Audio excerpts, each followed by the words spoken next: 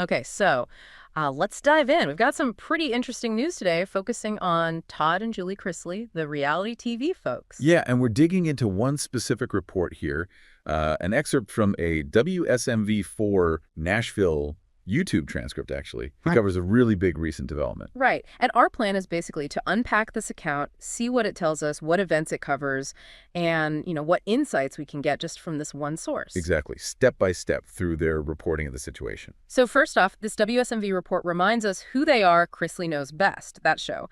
And it specifically mentions their Nashville connection, their home in Belle Meade. Mm-hmm.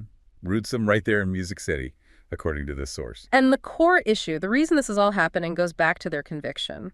This report states they were convicted for fraud and tax evasion. That was back in 2022. Yeah, and the report touches on what the prosecutors were saying back then. Yeah. Essentially alleging they got loans, to pay for things like fancy cars, travel, stuff like that. So that's the background provided in this report for why they ended up in prison. Which leads to the time they actually served. The report quotes their daughter, Savannah. She apparently said they'd been behind walls for 2.5 years. 2.5 years. And here's where it gets really interesting, based on what Savannah reportedly said.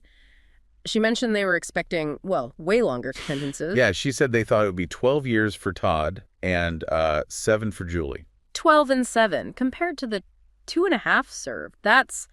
That's a huge gap highlighted right there in the report, coming from Savannah's own words. It really jumps out, doesn't it?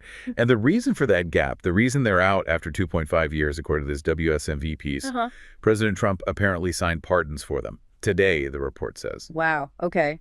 Presidential pardons. So that's the mechanism reported here for their release. Not parole, not appeal success, but pardons. That's what this specific source states. And right after that, it says they're heading back home, back to Nashville, Music City. So the story arc in this report is conviction, prison, expected long sentences, but then pardons and a return journey. Pretty much sums up the sequence described. Right. And they included a quote from Savannah, too, from Florida, where she apparently picked up her father. Oh, yeah. What did she say? She said, my family, we just want to get home. We want to get home. We want to be reunited.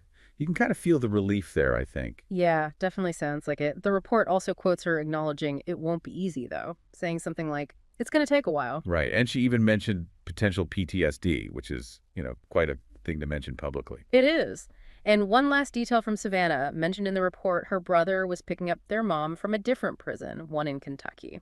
So the family reunion is happening, or starting to happen as we speak, based on this report, all facilitated by these pardons that WSMV reported on. Okay, let's quickly recap the key points just from this WSMV source then.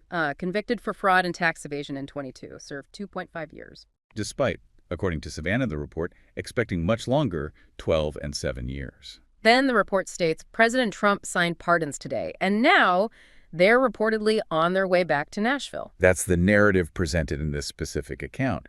So hearing this particular chain of events laid out, what does it make you think about? Well, yeah, it makes you consider the journey, right?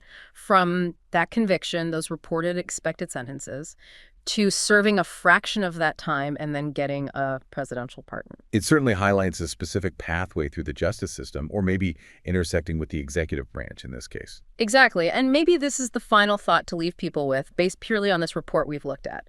Given that reported expectations Savannah mentioned, those 12 and 7 years versus the 2.5 years actually served before these pardons were reportedly issued.